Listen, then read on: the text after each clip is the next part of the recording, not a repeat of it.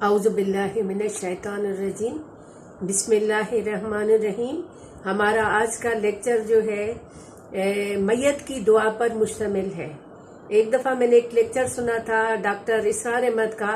جس میں انہوں نے تمام لوگوں سے شکوہ کیا یہ کیا ہے کہ جب ہمارا کوئی مر جاتا ہے تو ہم مولوی کو بلاتے ہیں فاتحہ کے لیے، ہماری بیٹی کا نکاح ہوتا ہے تو ہم مولوی کو بلاتے ہیں، یعنی ہم ہر کام کے لیے کسی کا باپ گزر جاتا ہے تو جنازہ نماز بیٹا نہیں پڑھا سکتا، تو ہم مسلمان ہیں تو ہم یہ ہے کہ مولوی والے دین پہ کیوں چلے؟ تو یہ ہے کہ ہر مسلمان مرد اور عورت کو یہ چیزیں آنی چاہیے۔ تو لہٰذا میں نے سوچا کہ یہ وہ دعا ہے جو نبی کریم صلی اللہ علیہ وسلم، ایک شخص کا انتقال ہو گیا تو اس کے جنازے پر آپ صلی اللہ علیہ وسلم نے یہ دعا مانگی، تو جو سننے والا تھا اس نے یہ دل میں سوچا کہ کاش یہ جنازہ میرا ہوتا اور نبی کریم صلی اللہ علیہ وسلم میرے لیے دعا فرماتے تو کتنا اچھا ہوتا۔ تو اس کے بعد یہ دعا جو ہے نبی کریم صلی اللہ علیہ وسلم نے سب کو یاد کرائی، سب کو سنائی کہ اپنے مردوں کے لیے یہ دعائیں مانگا کریں۔ ہم جب کبھی ہمارے برسیاں مناتے ہیں، اپنے بڑوں کے لیے فاتحہ کرتے ہیں تو ہمیں حاجت ہوتی ہے کسی مولانی کو بلائیں، کسی مولوی صاحب کو بلائیں، وہ آ کے فاتحہ پڑھیں تو فاتحہ قبول ہوگی، حالانکہ وہ کیا فاتحہ پڑھیں گے جن کا مرنے والے سے کوئی واسطہ ہی نہ ہو، کیونکہ جو درد جو تکلیف پڑھنے والے کو یا دلانے والے کو ہوتی ہے وہ دوسرے کو نہیں ہوتی۔ وہ تو پیسے لینے والے آتے ہیں، پیسے لے کر کھانا لے کر اور چلے جاتے ہیں، بخشش ہوئی یا نہ ہوئی۔ تو اللہ کہتا ہے کہ یہ چیزیں تمہارے منہ پہ دی جاتی ہیں، اللہ کو ان چیزوں کی ضرورت نہیں ہے جس میں اخلاص نہ ہو اور صرف دکھاوا ہو۔ تو لہٰذا یہ دعا اگر ہم سب یاد کر لیں اور جب بھی کبھی ہم اپنے آبا و اجداد کے لیے فاتحہ خوانی کریں، چاہے وہ ایک پلیٹ چاول ہی کیوں نہ ہو، تو ہم اس دعا کو یاد رکھیں، اور جب کبھی ہم کہیں ایسی جگہ جائیں جہاں ہم اکثر کر کے جاتے ہیں اور پھر کہتے ہیں کہ فاتحہ کے لیے ہاتھ اٹھائیں، تو صرف ہم ہاتھ اٹھاتے ہیں، کوئی کل پڑھتا ہے، کوئی الحمد پڑھتا ہے، اور کوئی خالی ایک کل پڑھ کے، اور کوئی خالی صرف ہاتھ اٹھا کے منہ پر پھیر دیتا ہے۔ جس کے لیے گئے تھے اس کو کچھ ملا یا نہ ملا، لیکن یہ رسم پوری ہو گئی کہ ہم ان کے گھر گئے اور ہم نے دعا کی۔ لہٰذا ہمیں وہ جامع دعا مانگنی چاہیے جو اللہ کے رسول نے ہمیں سکھائی۔ دعا کا پہلا لفظ ہے اللہم۔ ہم نے پہلے لیکچر میں بھی پڑھا تھا کہ اللہ کو یا اللہ کہہ کر نہیں پکارتے، کہیں بھی یہ لفظ عربی میں مستعمل نہیں ہے۔ ہم اپنی بولیوں میں تو استعمال کرتے ہیں لیکن عربی میں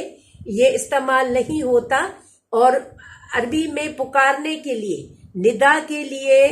جو ہے میم مشدد، اللہ کے لیے میم مشدد استعمال ہوتا ہے، اور پھر اسے اے کا درجہ دیتے ہیں کہ اے اللہ، تو اللہم۔ جب بھی ہم کسی کو پکارتے ہیں، کسی کو ندا دیتے ہیں، کسی کو آواز دیتے ہیں تو ہمیں اس سے ضرور کوئی کام ہوتا ہے۔ تو جب ہم اللہ کو پکارتے ہیں تو ہمیں اللہ سے یہ حاجت ہے کہ اللہ جو ہم دعا آپ سے مانگ رہے ہیں وہ ہماری دعا قبول فرما۔ آگے فعل امر ہے۔ فعل امر عربی کی گرامر کی اصطلاح میں اس کو فعل امر کہتے ہیں، لیکن جب ہم اللہ کے لیے مانگتے ہیں تو پھر اس کو ہم التجا اور عرض کہتے ہیں، کہ ہم اللہ سے عرض کرتے ہیں، ہم اللہ سے التجا کرتے ہیں کہ اللہ میاں میری اس خواہش کو پورا کر دے۔ اللہم ندا اور منادا کہ اے اللہ۔ جب ہم اللہ کو پکارتے ہیں تو اللہ سے پکار کر کیا کہتے ہیں؟ اغفر،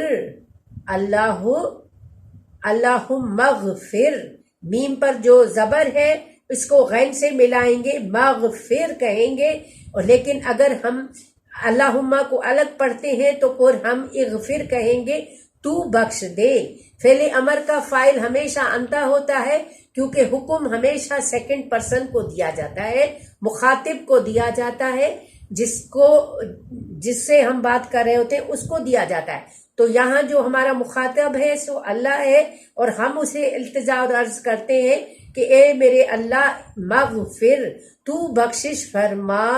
لہو اس مرد کی، لا مانے لیے ہے، جار ہے، ہو مجرور ہے اس مرد کے لیے، لیکن جب ہم عورت کے لیے دعا مانگیں گے تو ہو کی جگہ ہم کہا کہیں گے، اور کہیں گے لہو کی جگہ لہا کہیں گے، اللہم اغفر لہا، اللہم اغفر لہو، اے اللہ تو معاف فرما دے اس مرد کو یا اس عورت کو۔ دوسرا بھی فعل امر ہی ہے اور وہ ہے ورحمہ، ورحمہا، اور رحمت فرما دے اس پر، یہ بھی فعل امر ہے، اور رحمت فرما دے اس مرد یا اس عورت پر۔ ہو کی ضمیر مذکر کے لیے ہے اور ہا کی ضمیر مؤنث کے لیے استعمال ہوتی ہے، اور رحمت فرما اس پر۔ وَآفِہِ یا آفِہا، اور عفو اور درگزر فرما، بھلا دے اس کی خطاؤں کو، اس کی چیزوں کو، جیسے کہتے ہیں نا مٹی پاؤ، بھلا دو اس کی خطاؤں کو، درگزر کر دو، اور پھر درگزر کر کے معاف فرما دو۔ وَعَفْہا وَعَفْ عَنْہُ، وَعَافِہِ وَعَفْ عَنْہُ، اور درگزر فرما کر معاف کر دے اس کو۔ اے میرے اللہ تو بخشش فرما اس مرد یا عورت کی، رحم فرما اس پر، اور درگزر فرما کر اسے تو معاف کر دے۔ اگلا بھی فعل امر ہی ہے، وَأَكْرِمْ، باب افعال سے کاف را میم مادے سے ہے، وَأَكْرِمْ، اور اکرام فرما اس کا، عزت بخش دے اس کو، توقیر بخش دے اس کو، نزلہ، مہمانی اس کی، عزت والی کر مہمانی اس کی، یعنی اس کے آنر میں بہت بڑی دعوت کر، اس کی جو عزت افزائی، اس کی مہمانی عزت افزائی والی کر۔ یہ جو یہاں سے آ رہا ہے تمہارے پاس یا آیا ہوا ہے، تو وہاں آ کر اس کو پریشان نہ کرنا، وہاں پر اس کو وحشت نہ ہو، بلکہ وہاں پر اس کی اتنی دعوت ہو، اتنی اس کی مہمانی ہو کہ یہ یہاں کی جو ہے موت کی سختی کو بھول جائے یا قبر کی سختی کو بھول جائے، ایسی اس کی مہمانی ہو، ایسی اس کی جو اس کا اکرام ہو، اس کی عزت ہو۔ اور دوسرا بھی فعل امر ہی ہے، وَوَسِعْ، اور وسیع فرما دے، کشادہ کر دے، مدخلہ، داخل ہونے کی جگہ اس کی، قبر اس کی، رہائش اس کی، اور کشادہ کر دے، وسیع فرما دے اس کی قبر کو، اس کی رہائش گاہ کو، اس کی ابدی جو ہے سونے کی جگہ کو۔ یا اللہ اس کی قبر کو کشادہ فرما، وَغْسِلْہُ، اور غسل دے اس کو، ہو کی ضمیر مرد کے لیے، ہا کی ضمیر عورت کے لیے، وَغْسِلْہُ، اور غسل دے اس کو، اور دھو دے اس کو، اس مرد یا اس عورت کو دھو کر صاف کر دے۔ کس چیز سے دو؟ بالمائی، پانی سے، والثلجی، اولوں سے، والبردی، اور برف سے۔ اے میرے اللہ تو اس کو دھو کر پاک صاف کر دے، پانی سے، اولوں سے، اور برف سے۔ اور پھر کیا کر، وَنَقِّهِ، اور دور فرما دے اس کو، صاف کر دے اس سے، من الخطایا، اس کی کوتاہیوں کو، اس کی غلطیوں کو، اس کی بھول چوک کو تو معاف کر دے، تو صاف کر دے، تو دور فرما دے۔ کس طرح؟ کما، جیسا کہ، نقیتا ثوب الابیض، جس طرح صاف کیا جاتا ہے سفید کپڑے کو۔ اے میرے اللہ تو اس کی خطاؤں اور اس کی کوتاہیوں کو اس طرح دھو کر صاف کر دے جس طرح سفید کپڑے کو دھو کر صاف کیا جاتا ہے، کس سے؟ من الدنسی، میل کچیل سے، میل کچیل سے دھو کر صاف کیا جاتا ہے، اسی طرح اس مردے کو بھی اے میرے اللہ تو برف سے، اولوں سے، پانی سے صاف کر کے اس کو پاک و صاف کر دے۔ اور پھر آگے بھی فعل امر ہے، وَأَبْدِلْهُ، اور بدل دے اس کا، اور بدلے میں دے اس کو، دارن خیرن، بہترین گھر، من دارہی، اس کے پہلے گھر سے، من دارہی، جو اس کا گھر یہاں پر تھا اس کو بدل دے بہترین گھر سے، یعنی جس گھر میں وہ یہاں پہ رہتا تھا اس گھر سے کہیں 1000 گنا بہترین گھر وہاں پہ اس کو عطا فرما، بدل دے، اس کو اس گھر سے بہترین بدلے میں دوسرا گھر دے، اور پھر دوسرا کیا دے؟ وَأَهْلًا خَيْرًا، اور بہترین عزیز دے۔ ہم اپنے اہل و عیال کے ساتھ رہتے ہیں،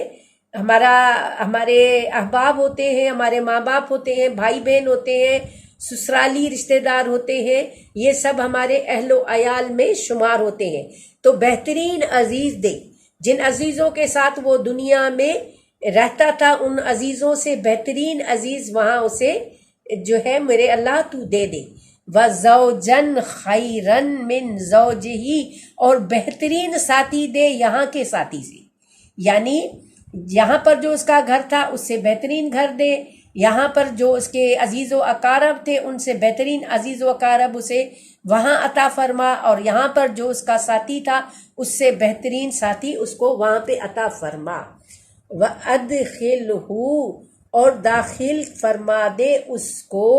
ہو کی ضمیر مرد کے لیے، ہا کی ضمیر عورت کے لیے، اور داخل فرما دے اس کو، انت فاعل، اللہ سے گزارش ہے، کہاں پہ داخل الجنتا، جنت میں، اے میرے اللہ تو اس مردے کو داخل فرما دے جنت میں۔ وَأَعِزْهُ، ہم نے کل بھی پڑھا تھا عین واو زال مادہ،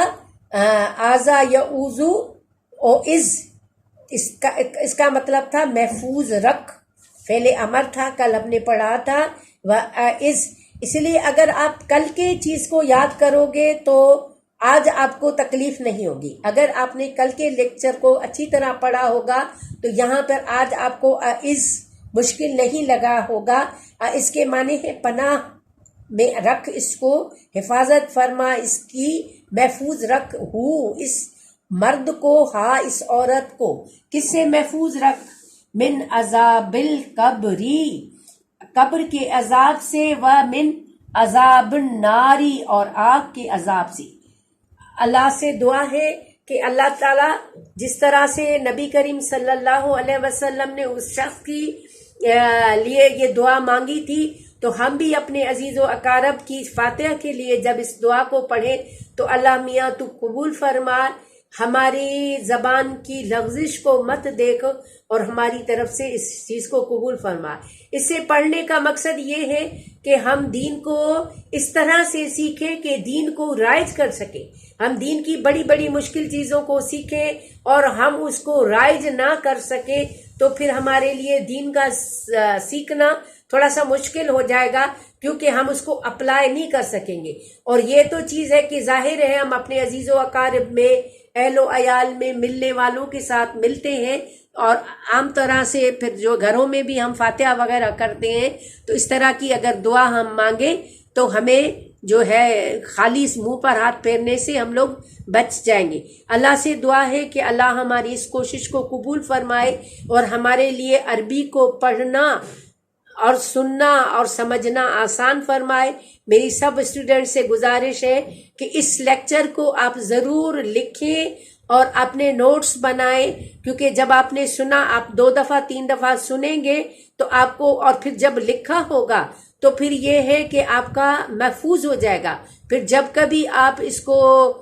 کھول کے دیکھیں گے تو سارا آپ کو یاد آ جائے گا۔ لیکن آپ صرف اگر یاد کر لیں گے اور اس کے بعد اس کو بھول جائیں گے تو جس طرح زمین کو کھود کر دوسرے دن پانی نہ دیا جائے تو 1 ہفتے کے بعد وہ جو کھدائی ہوتی ہے، وہ جو ہل چلایا جاتا ہے وہ ختم ہو جاتا ہے، اور اگر دوسرے دن پانی دیا جائے تو 1 ہفتے تک وہ تازہ رہتا ہے، پھر 1 ہفتے کے بعد پھر اس کو کھدائی کی جائے، اس کو پانی دیا جائے تو وہ 1 مہینے کے لیے تازہ رہتا ہے۔ تو آپ سے گزارش ہے کہ جو کچھ بھی آپ سنتے ہو، دیکھتے ہو، پڑھتے ہو، اس کو اگر آپ اپنی نوٹ بک میں جو ہے محفوظ کر لیں تو یہ آپ کے لیے آسانی کا باعث ہوگی، اور میرے لیے بھی آخرت کے لیے توشہ ہوگی کہ میں نے کوشش کی تھی اللہ کے راہ میں آپ کو کچھ سکھانے کی۔ اللہ ہم سب کی کوششوں کو قبول فرمائے اور ہم سب کو جزائے خیر عطا فرمائے۔ اللہم آمین۔